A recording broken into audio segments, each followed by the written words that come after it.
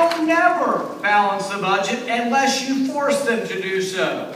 Congress has an abysmal record with balancing anything. Our only recourse is to force Congress to balance the budget with a constitutional amendment.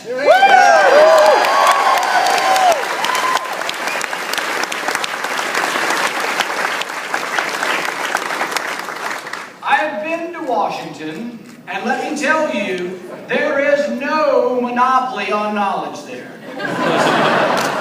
I ran for office because we had too many career politicians. I believe it now more than ever. We limit the president to 2 terms. It's about time we limit the terms of Congress.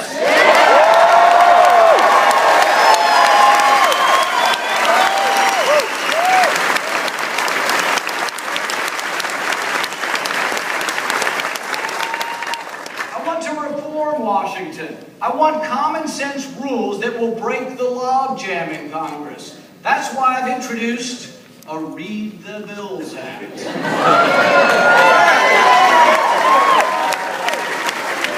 The bills are 1,000 pages long and no one reads them.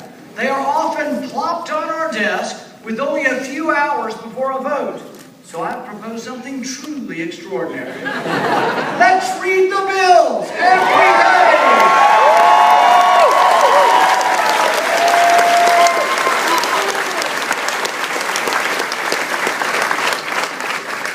From the time I was a very young boy, I was taught to love and appreciate America. Love of liberty pulses in my veins. Not because we have beautiful mountains or white sand beaches, although we do. And not because of our abundance of resources, it's more visceral than that. Our great nation was founded upon the extraordinary notion that government should be restrained and freedom should be maximized.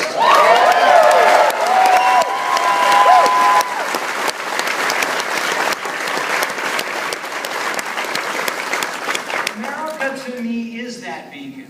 We're unique among the nations in that our country stands for freedom. Freedom nurtured our country from a rebellious group of colonies into the world's greatest nation. When tyranny threatened the world, America led the way to rid the world of Nazis and fascist regimes.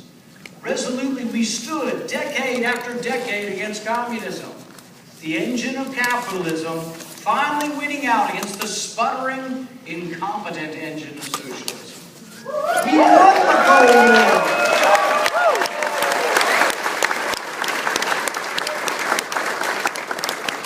America and freedom are so intertwined that people literally are dying to come here. The freedom we've fostered in America has unleashed genius and advancement like never before. Yet our great nation still needs new ideas and new answers to old problems. From an early age, I worked. I taught swimming lessons, I mowed lawns, I did landscaping, I put roofs on houses, I painted houses. I never saw work, though, as punishment. Work always gave me a sense of who I am.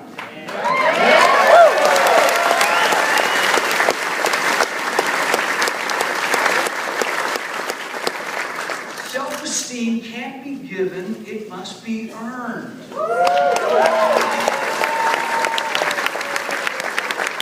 Work is not punishment, work is the reward.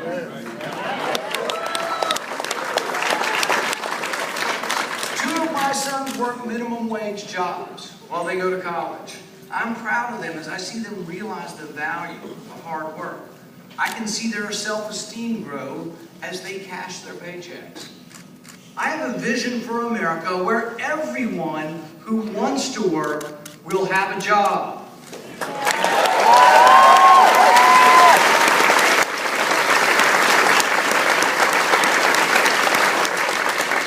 Many Americans, though, are being left behind. The reward of work seems beyond their grasp. Under the watch of both parties, the poor seem to get poorer and the rich get richer. Trillion-dollar government stimulus packages have only widened the income gap. Politically connected cronies get taxpayer dollars by hundreds of millions, and poor families across America continue to suffer. I have a different vision, an ambitious vision, a vision that will offer opportunity to all Americans, especially those who've been left behind. My plan includes economic freedom zones to allow impoverished areas like Detroit, West Louisville, Eastern Kentucky to prosper by leaving more money in the pockets of the people who live there.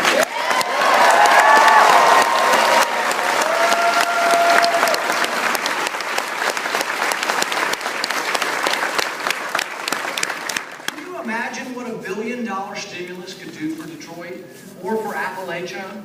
I'm convinced that most Americans want to work. I want to free up the great engine of American prosperity. I want to see millions of Americans back at work. In my vision for America, we'll bring back manufacturing jobs that pay well. How?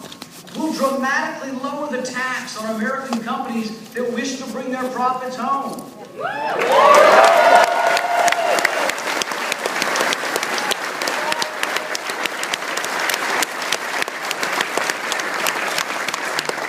More than $2 trillion in American profit currently sits overseas.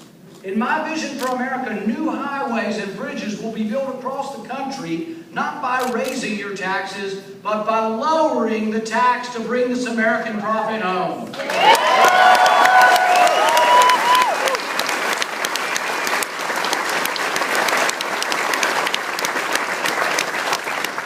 Even in this polarized Congress, we have a chance of passing this. I say let's bring $2 trillion home to America. Let's bring it home now.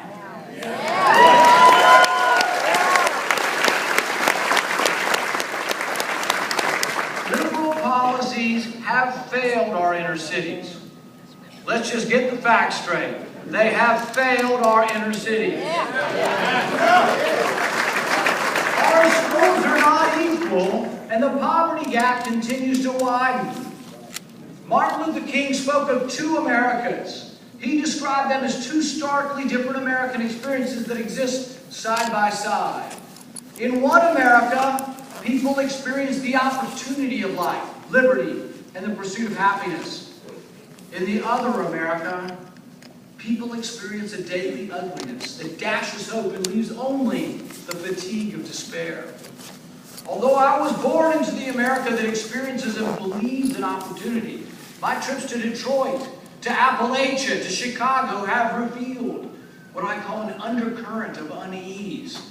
It's time for a new way, a way predicated on justice, opportunity, and freedom.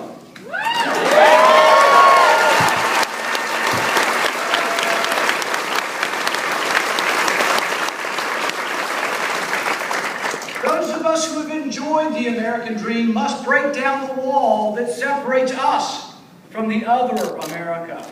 I want all our children to have the same opportunities that I have.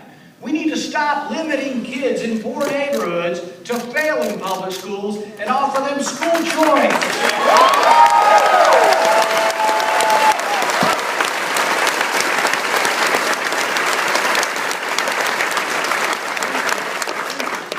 It won't happen, though, unless we realize that we can't borrow our way to prosperity. Currently, some $3 trillion comes into the U.S. Treasury. Couldn't the country just survive on $3 trillion? I propose we do something extraordinary. Let's just spend what comes in.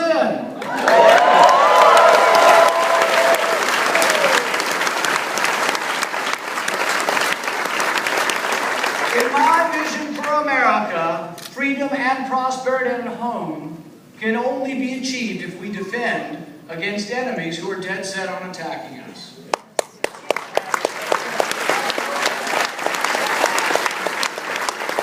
Without question, we must defend ourselves and American interests from our enemies.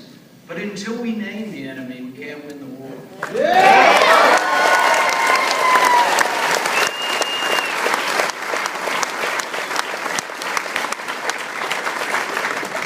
The enemy is radical Islam. You can't get around it.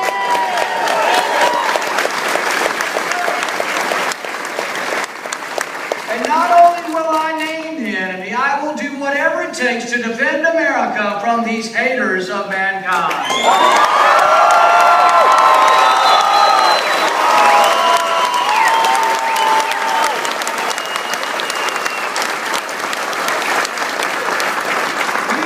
National defense, robust enough to defend against all attack, modern enough to deter all enemies, and nimble enough to defend our vital interests. But we also need a foreign policy that protects American interests and encourages stability, not chaos.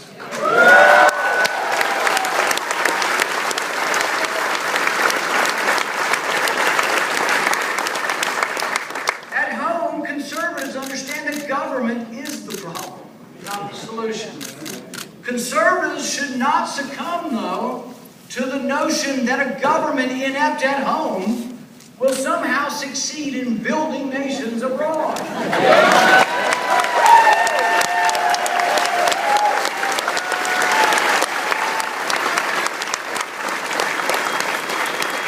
I envision an America with a national defense unparalleled, undefeatable, and unencumbered by overseas nation building.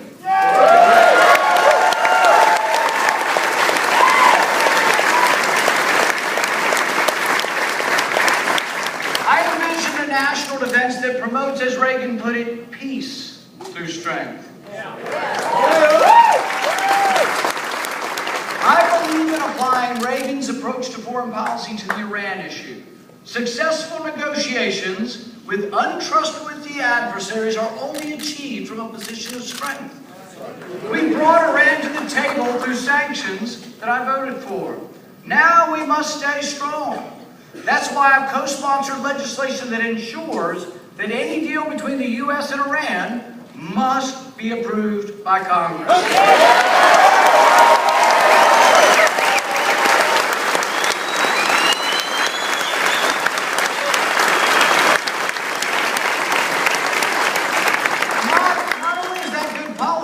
It's the law. It concerns me that the Iranians have a different interpretation of the agreement. They're putting out statements that say completely opposite of what we're saying. It concerns me that we may attempt, or the president may attempt, to unilaterally and prematurely halt sanctions. I will oppose any deal that does not end Iran's nuclear ambitions and have strong verification measures.